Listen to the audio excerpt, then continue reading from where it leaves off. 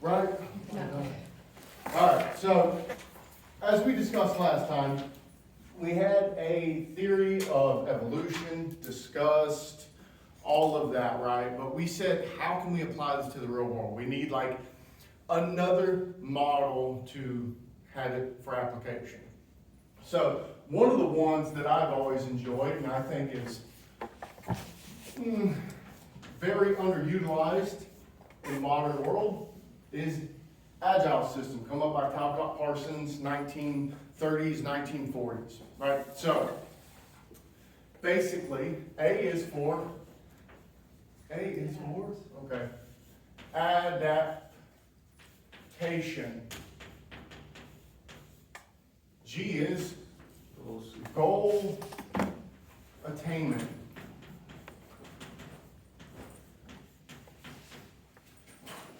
I is integration.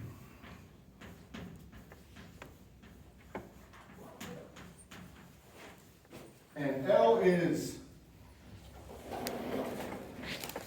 latent pattern maintenance. All right, so why would this even matter in regards to a theory, a model, what? So what these are, essentially, are the four fundamental problems that all systems face. Now, is anybody curious about what I mean by system? Please. Interaction between people. All right, so jump this up here. So a system. Say this is a system. All right, it has parts. It has functions on the inside that are all interrelated. Very simple. That is what a system is. It is a set of objects bounded that interrelate and are interdependent. All right. Now this sets us up for the next question. This comes from the philosophical school of functionalism. In sociology, it's called structural functionalism. A lot of problems with it, but we'll get to that. So does anybody know what functionalism is? Pretty much a system based in some interrelationship between the member within a society, which have like some particular, how do I define it? Like some particular roles, if I can say so. We call those functions, so everything within the system is a function for the greater whole. So essentially, what functionalism states, like your brain, the sum of the parts is greater than the whole, right? And the second thing is that the independence of functions don't matter. Things only matter in their interrelation and their interdependence upon other things. So whatever your function is in society, independent of society, doesn't matter. It only matters what it does for society. Now that's specifically to social action theory, right? But when we think about functionalism in the brain, right? So we think that this part of the brain causes this to happen. So there's that causal link there. And the whole purpose of functionalism back in the day from the psychological was to kind of get past this materialist versus idealist notion. So if anybody's familiar with that. So the big idealist was Hegel and the big materialist was Marx. So Marx is what we call like vulgar materialism. And then Hegel is pretty much everything is ideas, ideology, stuff like that. And so this functionalism came in to look at it and go, well, we don't really have pure materialism, and we don't really have pure idealism, but this dualism doesn't work either, so we have to have this causal, interdependent chain. So things happen within each other. It gets rather annoying, but for the sake of this, we don't really need to go that deep into that. But, so what is adaptation? Can anybody give me an idea of what they think adaptation would mean when we're talking about problems that systems face?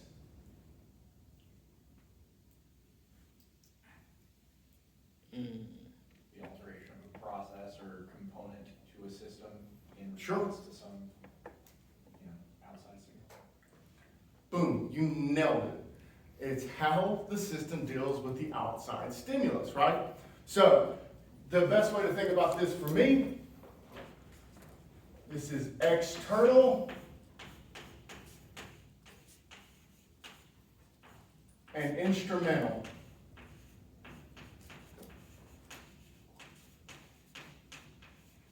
And the worst chalk ever. All right, so like he said, external. So outside the system. So this is, adaptation is the relationship of the system to the environment, right? And it's instrumental. What does it you think instrumental means? Because he kind of laid it out, but let's think specifically of the word instrumental.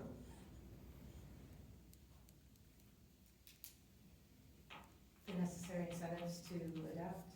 Sure, absolutely. It allows the system to develop with the environmental changes over time, right? So outside the set of incentives and all those different constructs in how it sets itself up and develops with the external, right? All right, goal attainment. This is external and consumatory.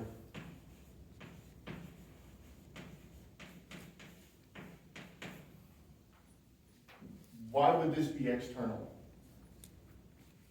Why is goal attainment external? Because it's self-driven, or it's like, yeah. Okay, well, I mean, you're kind of repeating it back to me. But what about it is, what would it matter about external, right? So we have goal attainment, right? So why do we have goals? To better ourselves. To better ourselves. To contribute to society, to improve our standard of living, biological imperative. It's to achieve an end, right? That's the purpose of a goal. We have some end. You're talking about the ends, but it's to achieve an end with respect to the outside. Consumatory, yeah. Wait, can you define that for me? We'll get to it. Oh, okay. So it's external because it deals with the relationship to outside the system. Okay. Pretty simple. But it's a goal attainment, so we're having this external stimulus. We have a goal that we're setting up to deal with that external stimulus. Consumatory. He's asking, what is it? Does anybody have an idea? That, I'm not. Is it from consuming or from a different word? So we could say it's from consuming. You So could that say it's means consumatory. It's maybe- all consuming. Maybe we can take a look about the wording. Yeah. Yes. So, Yeah, like should have an N in front of the S. I don't know. You wrote consumatory, and he's Yeah. asking, is it consumatory with an N? instead Maybe of you wanna check. There, oh, there might be I a mean, typo. I might have wrote it wrong. Yeah. Yeah, that was Oh, no. Because you can't, I guess, repeat the same goal. You're either changing it or you're regressing in some way. So think of it this way, it's organizing for the effect of the goal, pursuit of the goal. So we have to organize together, so it's all consuming. So if we're not all together, let's talk about it internally to ourselves. Ourself is a system, right? We have to be all together with ourselves, knowing that we have this external stimulus, that we have to set up a goal. If you are unsure about anything, then are you sure it's a goal? So it has to be something that's explicit. It consumes. But it's how we organize the pursuit of those goals, right? All right, so the next is integration. Now, I don't know if anybody thinks, can anybody take an idea on what integration might be? So we have two things that are external and they have secondary parts. Does anybody have an idea what integration might be? Consolidation of internal relationship. Yeah? But but with respect to this systemic analysis. So it's internal. Now, why would integration be internal? It comes after adaptation, right? So the outside stimulus has already been incorporated, now you just have to consolidate that change. Sure, we gotta consolidate it. And then it's consumatory. Why would it be consumatory? Man, this is some terrible chalk. Embarrass me. Why would it be consumatory?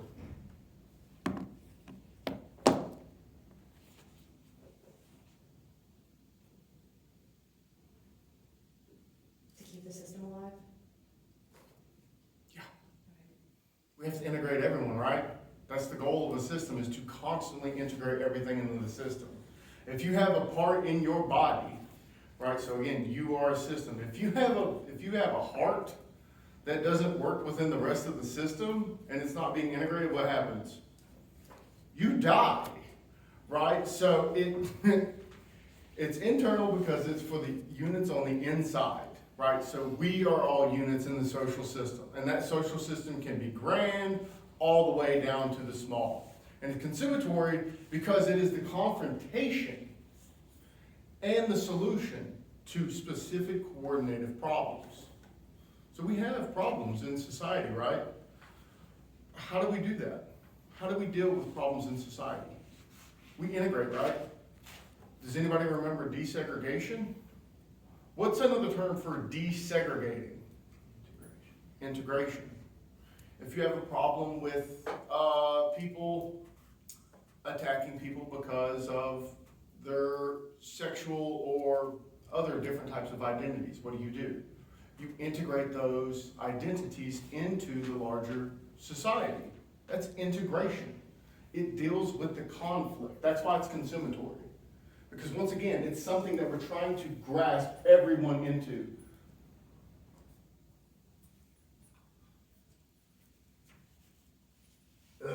Okay, latent pattern maintenance. All right, so we've got a pattern.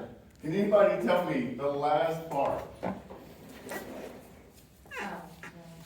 Internal, external. Internal instrumental, 100%. Why is it internal? And why is it instrumental?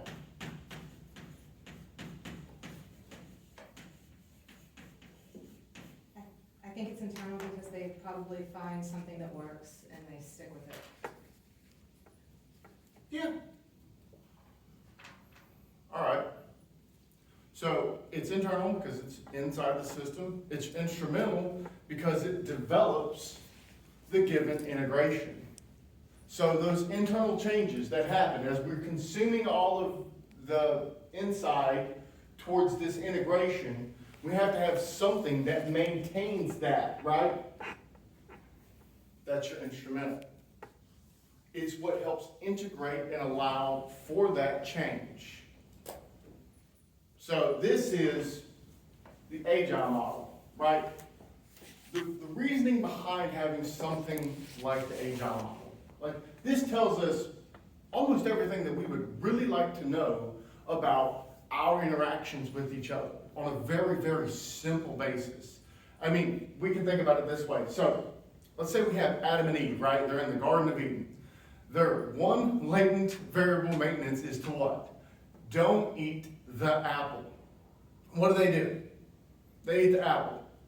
Boom, they're tossed out of that system. They go into a new system. So now they have to do what? Adapt. They have to adapt, right?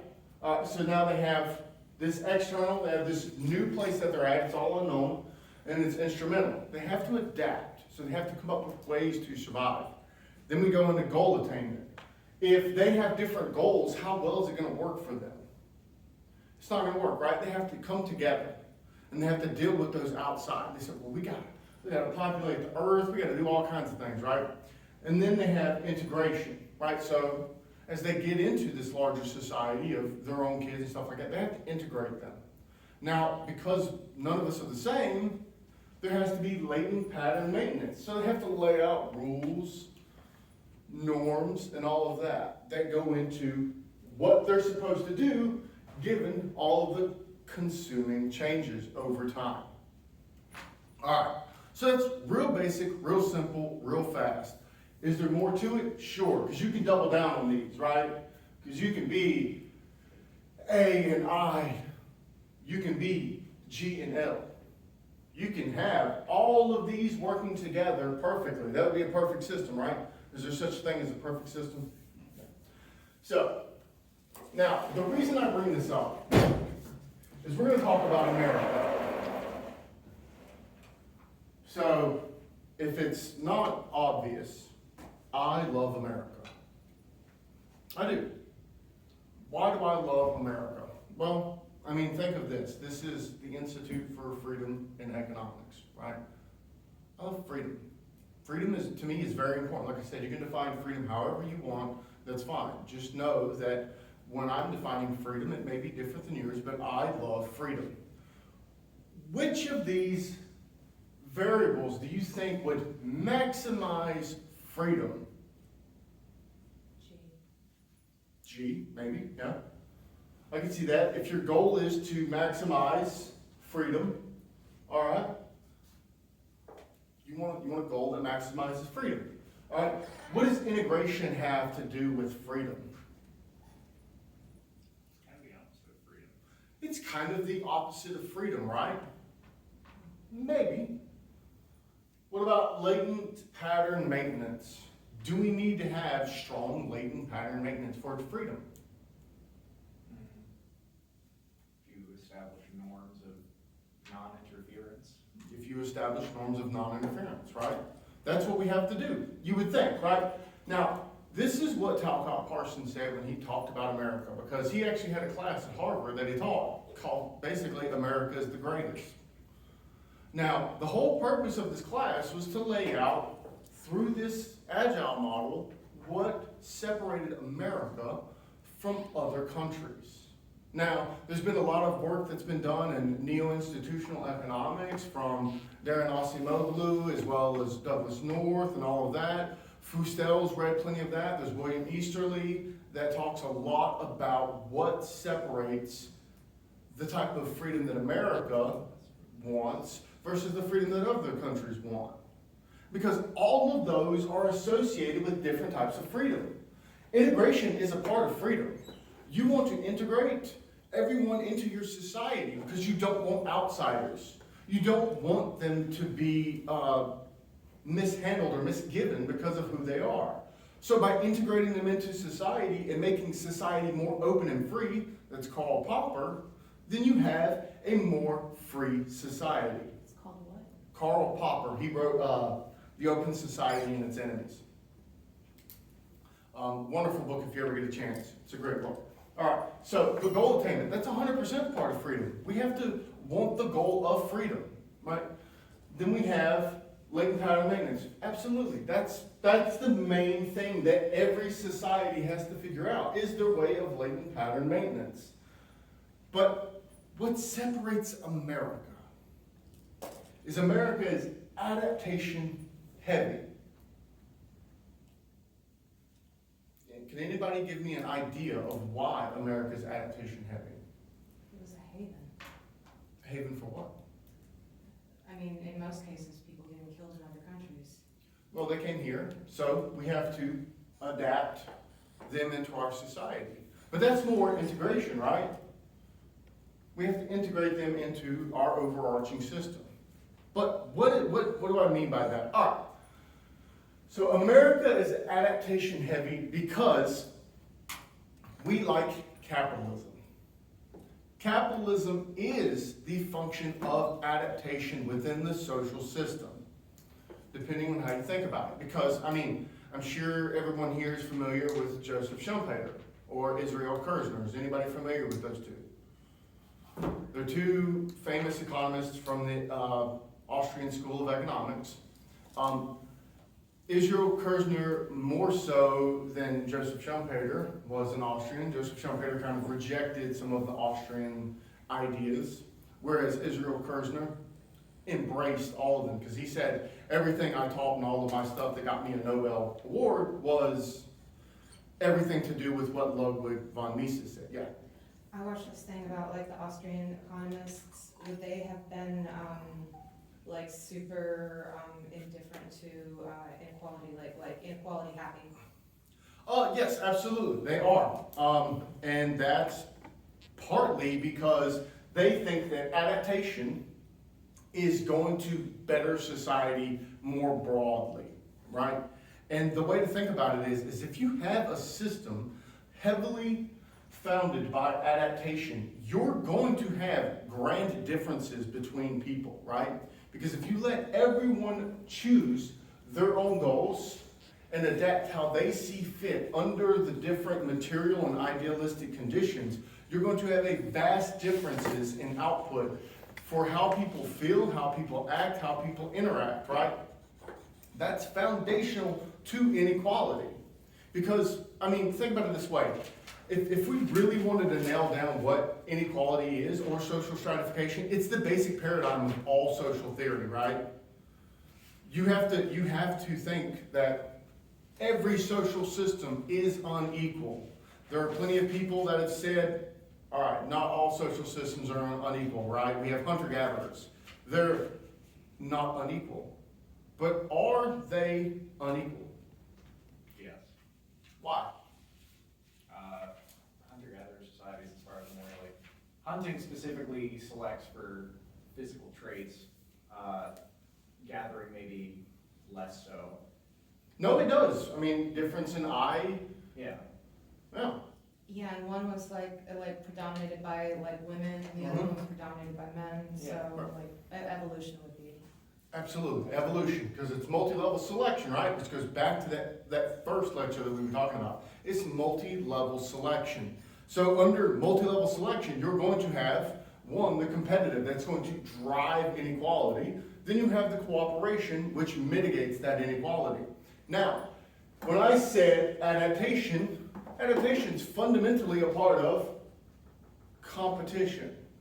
So we're setting up a system in the United States that's heavily favoring competition, that's heavily favoring this cutthroat interaction that we have with each other.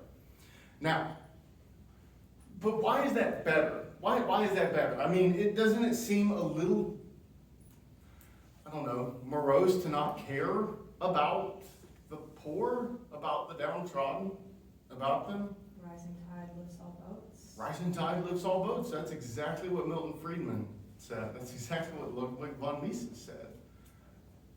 So at the end of the day, if we can keep busting through these technological frontiers in our development and our creation, then eventually we'll get to a point where, yes, then we can just drag everybody up and be equal. But we have to meet that point. And that's what Joseph Schumpeter said. He said, yeah, we'll eventually get to socialism. But we won't do it through revolution. We won't do it through, violence. We'll do it through letting capitalism take its course. Let this adaptation over time. It will be mitigated by people who heavily favor integration and by people who heavily favor changing some of this latent pattern so it's not as bad. But we still need to focus on that adaptation. We need to focus on this evolutionary structure so that we can maximize it. Do you believe that it won't be so bad? Oh, well, it depends. It really depends. I think about where we're going, like in terms of like the country, like are we gonna go like, out with a whimper like England, or are we gonna go like Russia? That's a good question.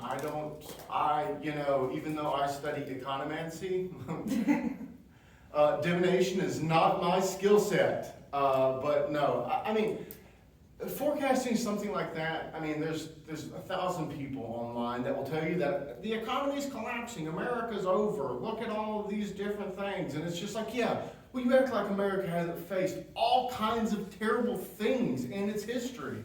I mean, we fought a war for independence. We fought a war for the independence of an entire group of people within the United States.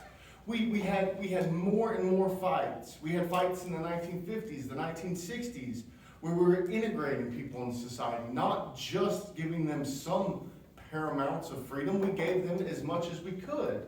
given the circumstances. And that's not a justification, by the way, so. But the idea is that over time, things tend to get better. But that doesn't mean over time things do get better. Because there's plenty of places in the world that are not getting better. I mean, that's just a cold reality. There are people out there who work in development, and a lot of their work is trying to tell people what to do, right? So that's not adaptation heavy. That's heavy on goal attainment and heavy on integration, but it's not heavy on adaptation. They take that adaptation and they say, well, we don't need to do that, right? So that was the whole purpose of William Easterly's two books, White Man's Burden and The Tyranny of Experts. Now, he points to these ideas of freedom and stuff like that and property rights, and to that I agree.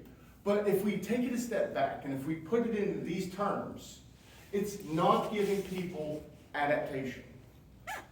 That to me, so again, this is the whole purpose behind this, is that we can use the terms interchangeably from all of these different disciplines. This is very 1940s, 1950s, even late 1960s sociology theory. Now, why don't we use this anymore? Can anybody give me an idea of why we don't use this?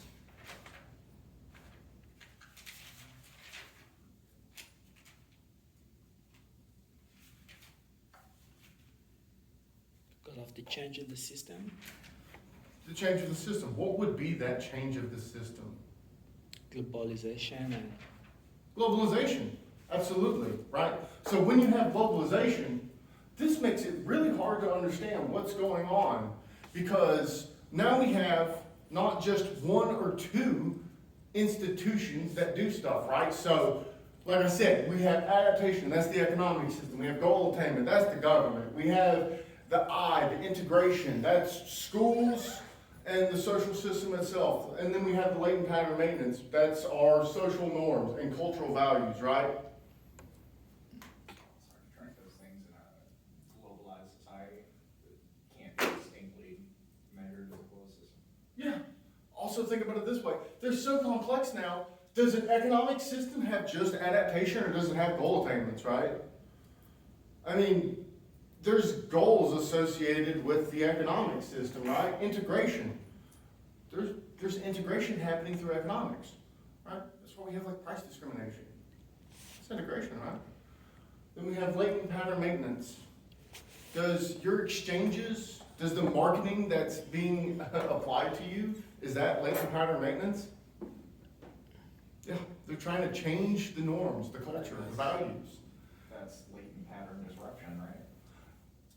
Well, we'll get to that, because with all functions, there are dysfunctions. And this was the problem with this system, because it became a tautology, first and foremost. It said, this is what the system is, so if there's a function within the system, it's there because the system needs it.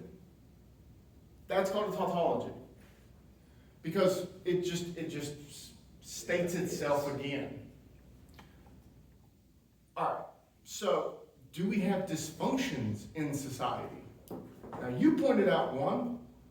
Now, not only did you point out one, you pointed out one that was so famous that Karl Marx, Theodore Adorno, Horkheimer, Herbert Marcuse, all the way up to Michel Foucault, Jacques Derrida, and even now with intersectional feminism, they talk about commodity fetishization or reification. Right? Big stupid words. But basically it's marketing and the structure of society through the capitalist adaptation is forcing a type of latent pattern maintenance that we don't want, right? Now they call this the authentic, because we're so far removed from the authentic that we this is Jean Baudrillard, that we live in a hyper-reality. We no longer exist in reality as it stands, because we're so far removed from reality that we don't even know how to exist. And I'll give you a perfect example of this. This comes from, I can't remember his name, but think of it this way. So you have a strawberry, right? And we go pick a wild strawberry and we eat it, right? All right. So now we take that, we add that thing. So we take it, we're like, all right, we need to do something with this. So we take it and we mash it down and we make a juice out of it. And we drink that juice. Now, is that juice the same as wild strawberry? No, okay. So somebody drinks that and they go, well, this is really good. I'm gonna make this a candy. So they take that juice and they synthesize it into a candy. Somebody comes along and they go, wow, I really like this candy, but this is very difficult to get all of these wild strawberries. So I'm just gonna go in there, I'm gonna find the chemical makeup of all the tastes. And so now I can just use red 45 and all of that and all of these chemical extracts, and that's supposed to be the taste, right? And then someone tastes that candy and they go, oh, this would be really good as a drink. And so you go out and they take that red 45, all of those chemicals, and then they add some carbonation to it, and then you drink it. And then someone goes, oh, this drink is delicious. I want to turn it into a cookie or a bar or so on and so forth. Now, your kid grows up drinking that drink, and then you hand them a wild strawberry, and they bite into it, and they go, this doesn't taste like strawberry. Do you live in reality anymore? How far removed have you come from going outside and touching the grass? That's such a wonderful phrase. It is such a wonderful phrase, but it means something, right? Yeah. When you hear it, just like when someone says, oh, I'm based or cringe. What does based mean? Based in reality. Oh, okay, yeah, I don't know what that means, based. It just means based in reality, right? So that's what the authentic, all of that is getting to what you were pointing at. All of these problems and latent pattern maintenance caused by the adaptation. So society has to figure out what we got to do. So we change goals. One of those goals is innovating Marxism into neo-Marxism or whatever. Then we have integration, right? So we're having problems with integration in society. So we come up with critical race theory. That turns into the goal. And we're trying to adapt critical race theory into all of these different sectors. But because it's so vast and so complex, and each institution has so many different functions in society, that it's hard to point to any one of these and say the economic system is adaptation. So that was the problem. Is that it's more complex than just this, because institutions take up multiple parts. All right, so this goes backwards. So what does this say about America and our care for adaptation? Did it work?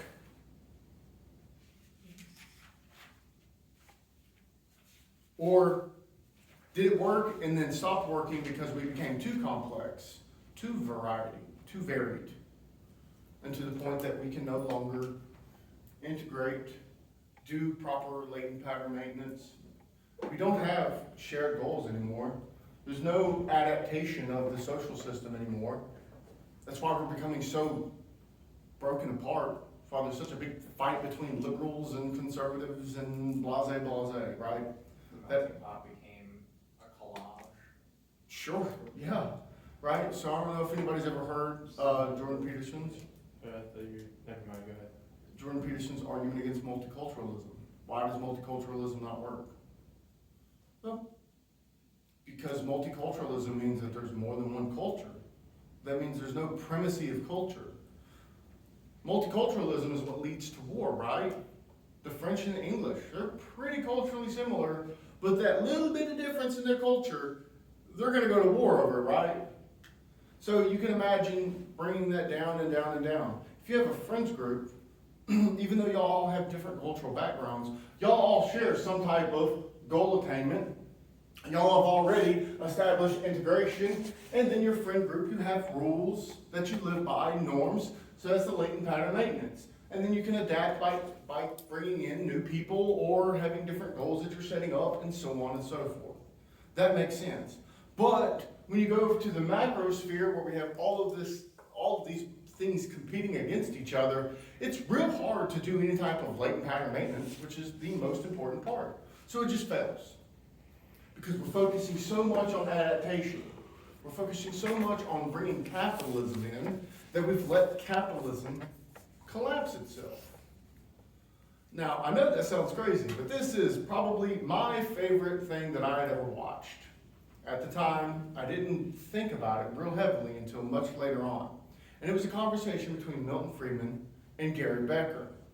And they talked about the 3 dimensions of freedom.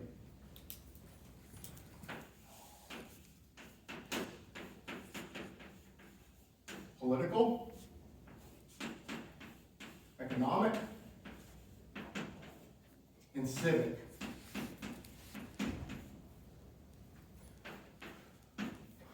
What's political freedom? Ability to choose his own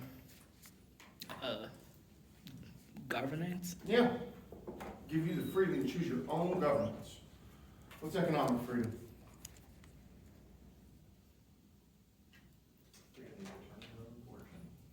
Freedom to determine your own fortune. Freedom to determine your own fortune. Freedom to choose what you want to buy. Freedom to do anything economic, right? What's civic freedom? Freedom to act however you want. Freedom to act however you want, and freedom to discourse and engage. Absolutely. Are those 3 together? Are those 3 together? Yeah, like straight up, like together. Like, Is any of them opposed to each other? No, they're consistent. Not really. They're consistent together? What do you think? Yeah, because the common word is freedom. Because the common world's freedom? Do you think they're all together? I think civic butts with political. Civic, well, there you go. So now we have someone that says, why would civic butt up against political? Different ideas. Different ideas, right? What about the economic? Is anything, do you think I guess economic fucks with political. Yeah, right? Think about it this way. The more political freedom you have, the less economic freedom you have. Why? Now, it works in the inverse as well, right? So the less political freedom you have, typically, the less economic freedom you have. But why would more political freedom lead to less economic freedom? The lack of support. Lack of support? But why would there be a lack of support? Because there's nothing like saying that we need to consider different cultures within our own. Sure. But what else? Because that's 100% spot on. But there's something else very specific. Can you repeat that? I'm sorry. It's like, honestly, I probably can't. Basically, she says, so with political, we're having a bunch of varied interest groups, right? And so we're trying to say all of these are integrated in society, but they don't share the same goal attainment, right? So if you have an increase in political, you're going to have a decrease in economic. Because I get to vote. If I get to vote, guess what? If the bottom 50% of America go, you know what? To help with you, top 10%, they can vote them out of power. They can vote them into poverty. We live in such a system that Congress has unlimited tax power, right? This is one of the big debates between the Federalists and the Anti-Federalists, right? So if political freedom increases, economic freedom decreases because people are going to vote and say, you can't have that much power through your economic system. So that's where we're talking about lobbying. That's part of it. So what about civic? What is the relationship between civic, economic, and political? If you have more civic, do you have more political? If you have more civic, do you have more economic? Political. So more civic, very good possibility that you're going to have, when these go up, this goes up, right? So when civic goes up, political goes up. Maybe. Depends on how big those groups are. How much they're allowed to talk. How big of an influence they can have on the political. Now let's talk about civic and economic. If you have more civic, you have more economic.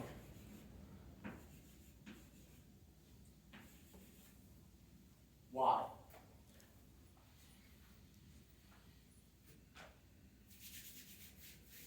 My favorite part of civic freedom is that I can get a group together of people, have conversations. We can pull our money together and we can be entrepreneurs. So the more groups we have, the more adaptation we can gain. Now, there may not be good integration, but that's okay because we can have good adaptation. Pretty simple, right? So if civic goes up, political goes up, and if civic goes up, economic goes up. But if political goes up, economic goes up, or goes down. If political goes down, economic goes down, and so does civic. You see these three different relationships, right? So what happened in America? We started expanding political freedom and expanding civic freedom, which is good, noble, virtuous, admirable goals. But to increase integration and goal attainment to those very groups, we had to decrease adaptation. So, what is the break point that's perfect? Is there a way that we can maximize all three of these?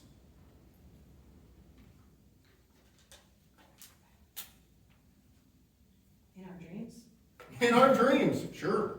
What about you? You think there's a way that we can have all three? Not too sure. Not too sure? No.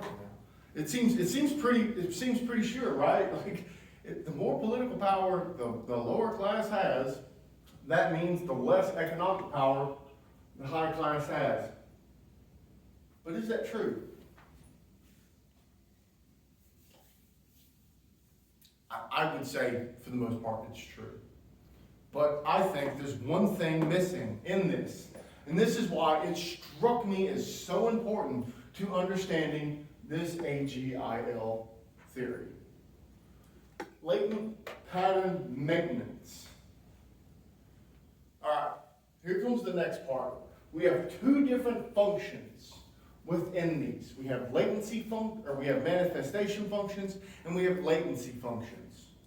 Manifestation is the goal, the explicit goal of doing something. The latency is kind of the background information that happens, right? So the manifest of starting schools for children and making it compulsory is that they get educated, right? The latency function of that is that all the kids are gone, so mom and dad get to stay home, get to go to work, or stay home, or do whatever they want. And they're not bothered by the children. So, with this latent pattern maintenance, we need to set up a society given this idea that we want to increase political, economic, and civic freedom together. Now, this is hard because there's so many different ideologies out there, right? There's Marxists, neo-Marxists, blah, blah, blah, blah, blah. But if you have a society, and this is called the self-fulfilling prophecy by Robert Merton, if you have a society that you keep telling someone over and over and over, this is what society is, eventually it's what happens. Now everybody will be like, oh look, my ideology is correct. But it's not that your ideology is correct, it's just that you told yourself enough that it was going to happen. That this is down to the cognitive level, right? So this is positive psychology. Tell yourself you're happy all the time, you'll eventually be happy. That's the self-fulfilling prophecy. You tell someone every day of their life that they're going to kill themselves. At some point in time, they kill themselves. Why? Because they're fulfilling that prophecy. Because that's what we do. We tend to fulfill the prophecies that are given to us.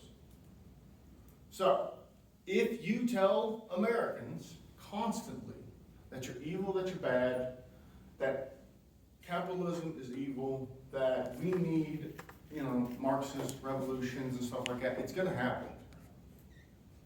It's going to happen. And it may work. It worked for Russia for quite some time.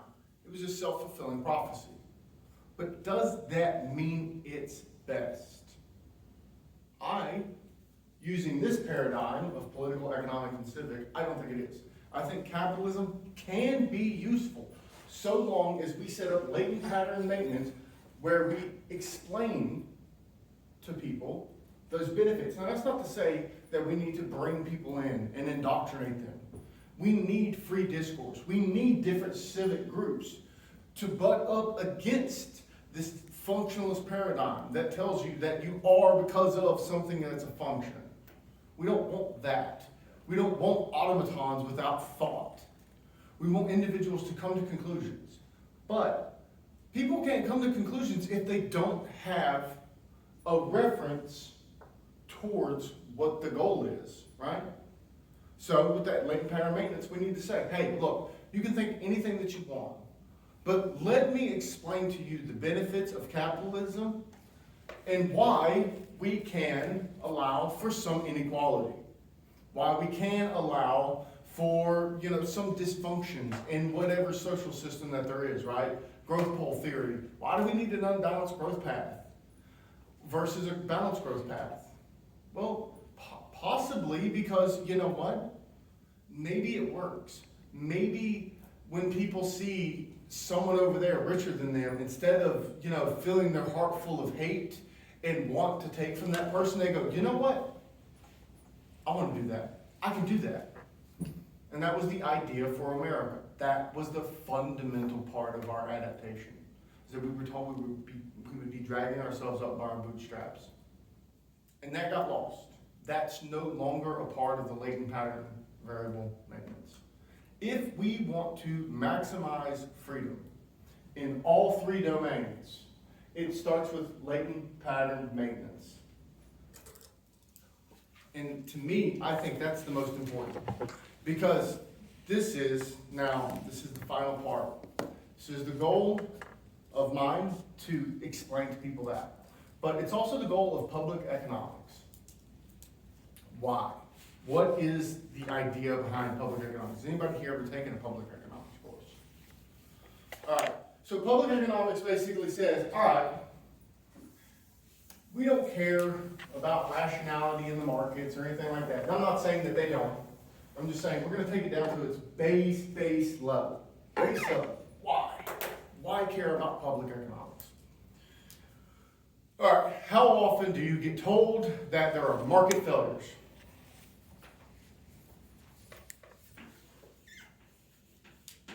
Markets fail.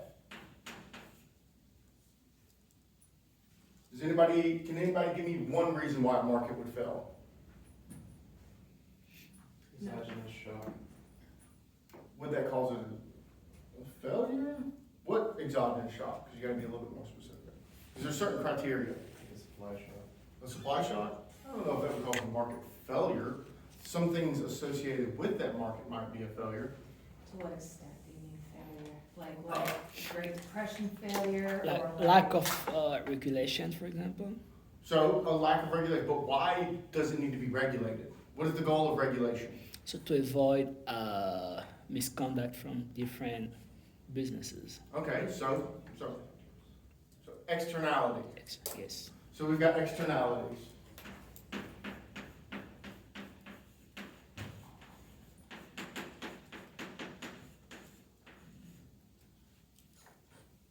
Oh, my handwriting is about as good as you'd expect. I'll give you another one. Information asymmetry.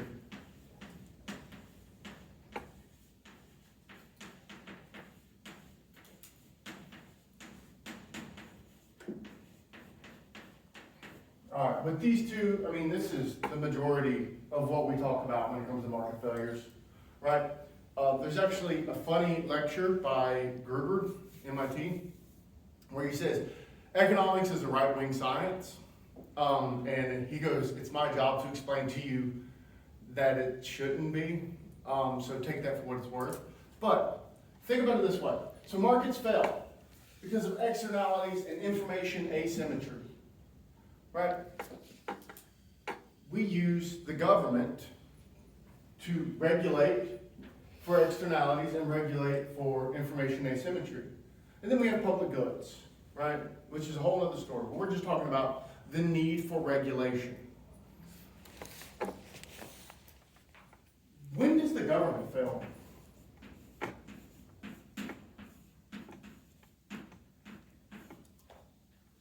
when it's not regulated. Who regulates the government? to people. Okay. So, but why would that matter that it's not regulated, right? So just think of these. Do these happen from the government failure? Are there externalities that happen when No. government intervention into the market happens? Not always. Yes. Yes. No? Uh, Not always. Not always. Okay, well, does Go, it happen? for example, let's say like COVID-19 is like a very strong externality. I don't think it's caused by government. So it's some like environment, crisis that happens. So now the government has to regulate the market to make sure that there is no misconduct, there is no crimes or stuff like that, economic crimes from different businesses in order to keep the market Okay. going on normally. Sure. So like you said, so there's an externality here from COVID, and the government is there to regulate that. Right. That's fine. Yeah. But are there times where the government fails? Are there times where government has externalities? Yes. Okay. Misalignment of government's goals with the people they're meant to govern. Say it again. I said, misalignment between the goals of the government and the goals of the people. Right. Okay. Why would that be? Politicians are interested in their own skin, not in yours. Right, so that's self-interest. So that's what they pointed at. They're like, well, the government has its own self-interest. Are those the same as the market? Market participants are self-interested, sure. Yeah, they're self-interested, but are those, okay, are the incentive structures the same No. between those two? Okay, so they're different. So we need to analyze their self-interest, right? Because it's different than the market's self-interest, right? So the government has externalities, we agree. So let's talk about COVID, right? So you said that the government is here to regulate markets that would, let's say, price gouge. All right, so price gouging. Is this fully an externality of positive or negative, right? So is this good or bad? Let's say here, so the market is price gouging. Is this good or bad? But Okay, I'm morally sure of that. But I take issue with the concept that price gouging is an externality and not just. well, I'm just saying in general. I'm just saying, because this might be an externality. I have it here. I don't have it here. I'm just saying. Oh, Okay, so is this an externality caused by the government, right? So what do I mean by that? Are there external consequences by the government stopping people from price gouging? shortages. There are some positive ones.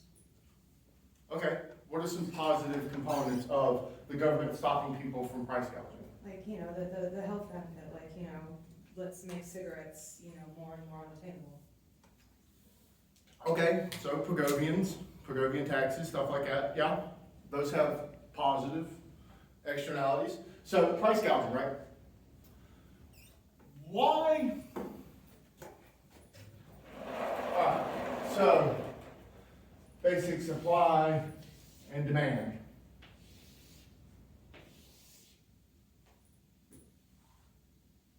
Right here.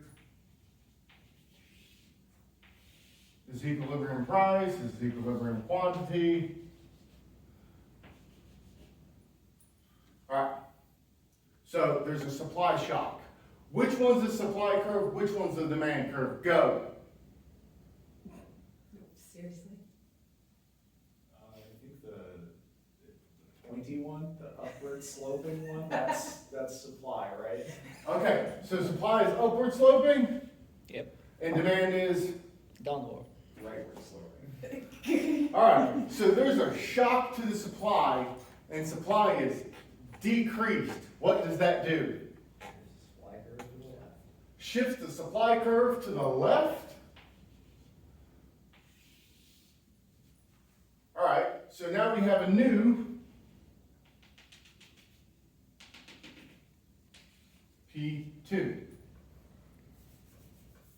you down here. It's confusing. Move you here.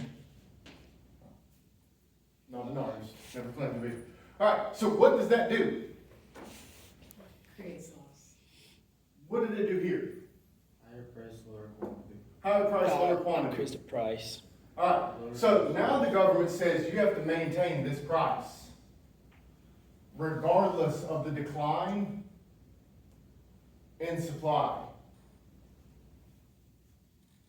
What happens? Lower quantity. Huh? Even lower quantity. Supply. Even lower quantity. There's not as much being produced. Also, let's think about it this way. If this is the equilibrium and this is the price, what's this tell us? Supernormal profits for those in the system. They're going to make more profits. So what does that do to other firms? Bring them in. It brings them in to do what? Invest. Increases the supply, lowers the price back to the old or even a new equilibrium that might even be less. So if the government tells you that you have to maintain this price, you're lowering quantity. Whereas if the market gets told that this is here and that this firm is able to make supernormal profits, everybody's jumping in, right? So that's an externality that might be bad, that's caused by the government. Now, that's not to say that in all cases that price gouging is good, but prices are signals to tell you the scarcity of a resource. So when you play around with that and not let it activate out, you're losing all of the emergent properties associated with the market. You're not letting the market adapt. So you're stopping adaptation for goal attainment and integration. So that's what I'm saying. This is why I'm going back to this. So here we see that this could be a negative externality. All right, information asymmetry in the market. Is there information asymmetry in the market? Yes. Always. Is there information asymmetry with the government? Always. Why? Why is there information asymmetry with the government? We can't handle the truth. You can't handle the truth. Absolutely. We can't handle the truth, right? Alex Jones. I'm kidding. Interdimensional beings are not here. I don't Did you close see both his folk eyelids. song? Did you see the Alex Jones folk song? Yes. Oh shit, it's so funny.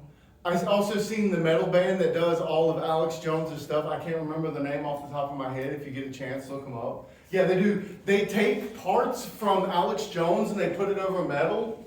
So they're just you fucking commies. It's hilarious. Frickin' frogs gay. Yes, that's an entire song. And it's amazing. If you ever get a chance, jump onto them. All right, but so what I'm getting at is the government also has this too. The government doesn't have all the information. Why would it? It's not omnipotent, omnipotent, whatever you want to call it. So, is it better than is it better than the market? Is government intervention better than the market? Yes. Yes. You say no. Why do you say no? It's anti-government. I'm kidding. You don't have to be anti-government. What's up? The government is constructed by man, the market is kind of a more metaphysical construct that maybe we interact with, but we didn't create necessarily. I think you have read way too much Hayek, and I love it. You're 100% correct. That's the same feeling that I have. Now, why do you say that the government intervention is good? I think by the government intervening means is acting as a third party to bring either like consumer and businesses together to make sure that the rules are respected, to make sure that sanctions are put in place for all those who are going against the fair rules. So that Okay. intervention really put like consumer in confidence and businesses too, because it's sometimes very hard to have trust between sellers and buyers, you know. So but with the government intervention, we have this kind of trust because we know that there are sanctions if somebody goes against the rules in place. So 100%. 100%. Mediatory. Okay. 100%.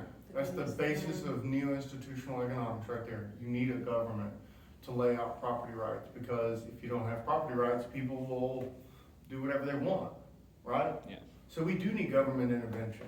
But I do want to point out that when I'm specifically talking about government intervention, I'm talking about the government going outside of its function as a intermediary between the market, right? So I think it's perfectly reasonable for you to lose some of the regulations on the market in favor of a better judicial system. That's something that can be used, right? So you have Coase theorem, and then I can't remember, you have like judicial activism and all of these different aspects of the market that can be integrated, that you don't actually need to regulate a market. You just need to change people's incentive structures where they're less likely to cheat each other, steal, kill, and all those other things. That's perfectly reasonable within the market. You can just be like, all right, if you cheat me, I will make you pay for it. The government goes, yeah, you'll pay for it. Done, right? But when we add in regulations, then we get the government involved where it's self-interested and it has different self-interests and different incentives than the market. Now, that's not to say that you shouldn't have regulation. But the question always becomes, so we have regulators. Who's regulating the regulators? People, People? Who? Name a regulator. voters, Huh? voters, Voters. Congress. The hungry, The hungry. eventually. Eventually. Did you I mean, say we could Just go the around and system. around. I would say the democratic system with the separation of powers and all those limits are pretty much the instruments that help regulate the government's action, because let's say the U.S. is like one of the strongest democratic system in the world, right? We have some limitation. The president cannot take action on everything on behalf of himself or his members, right? Yeah. So there are some kind of limitation. He has to do this, but if it's like, let's say, it's not within the constitution limits, so the judge can still rule it out, right? Mhm. Compared to some other countries, like let's go to those, I would say, modern monarchy countries, like in Africa or South America or Eastern Europe or even Asia. I would even mention China. So Yeah. they have more power to affect the social and economic life. They have less regulation, less limits compared, for example, to the US, So that's pretty much a good example of regulating the regulator. Sure. Now, here's like the pushback on that. So we have that as an idea, right? And it should work. But again, we go back to that graph where we're looking at civic, political, and economic freedom, right? Yeah. If I am voting, let's say I'm the bottom 50%, and I see Jeff Bezos keep getting richer and richer, I'm going to vote for regulation against him. That is what would be considered rational. Because I'm watching this guy get richer and richer and richer. So I want him to be regulated. Now, should he be regulated? I don't know. But because of my own psychological paradigm or whatever, I'm going to be moving towards him to be regulated. That's a problem. Because then you have a system that can set up in a way through latent pattern maintenance where every kid is told that the super wealthy is bad. And then you're going to regulate that. Without any idea on whether there's government failure